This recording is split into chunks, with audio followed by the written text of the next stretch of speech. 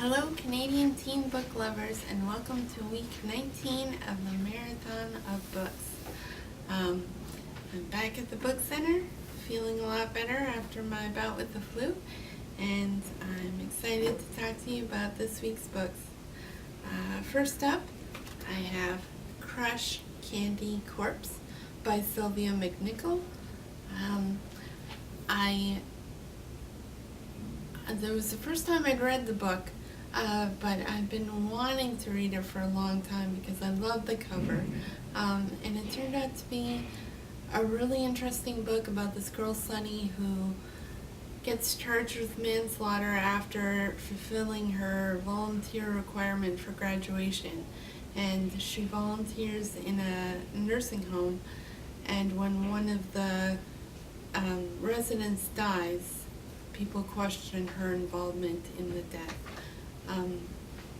I really liked it because I love the characters. The character of Sunny, she's very kind. Underneath everything, she's such a kind person, and I just had a fun time seeing all the little details that McNichol put in to show Sunny's kindness. So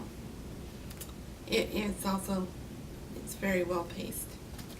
Next up is my reluctant read pick. It's Haze by Aaron Thomas, and it's about Bram, who is got a swimming scholarship to a prestigious private school, but it doesn't guarantee that he's going to make the swim team, so he's working really hard to make the swim team.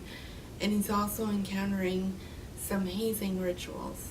And it turns out that one of the students involved in the hazing was killed by the hazing a couple of years before. And one of Bram's teammates has evidence about how it was covered up and what actually happened. So it's about swimming and sports, but it's also a mystery, and it's a kind of a thriller. So I just enjoyed it. It was a fun read, and it had some really great characters. Next up is Cracked Up to Be by Courtney Summers.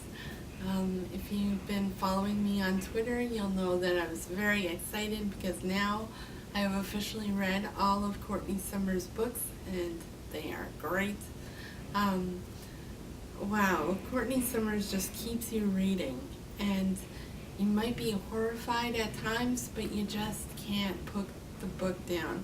So this was another book like that, and it's about Parker, who's trying so hard to be perfect, and she kind of go at the urging of her boyfriend one night, and this night just changes the rest of her life.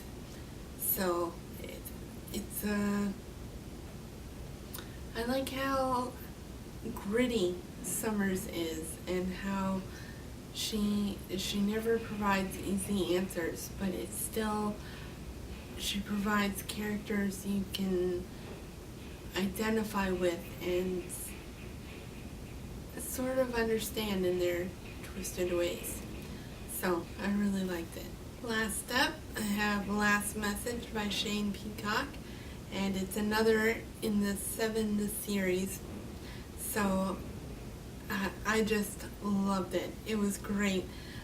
It was about the whole series is about the 7 grandsons of a grandfather who dies, and then he leaves a quest for each of the grandsons to complete. So this book is about Adam, who's the American cousin, and it's all about how he goes to France to try to set some things right that his grandfather had left unfinished, and it lets him see the imperfect part of his grandfather, and challenges him and challenges Adam to make the right decisions and to just make things right, and also have some more faith in himself.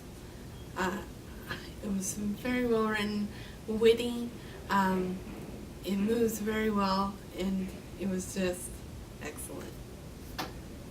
So, my stats this week are I'm up to 133 books, and I just got to 29,036 pages. So I just crossed the 29,000 mark, which means I've traveled 2,903.6 kilometers, and I've read for 357 hours and 56 minutes, which is pretty great. Vocation-wise, I'm still in Ontario and mostly in Eastern Ontario, but Toronto is coming up quick, and it will take me a long time to get through the city. So that's it. I hope you have a good week, and I'll talk to you later. Bye.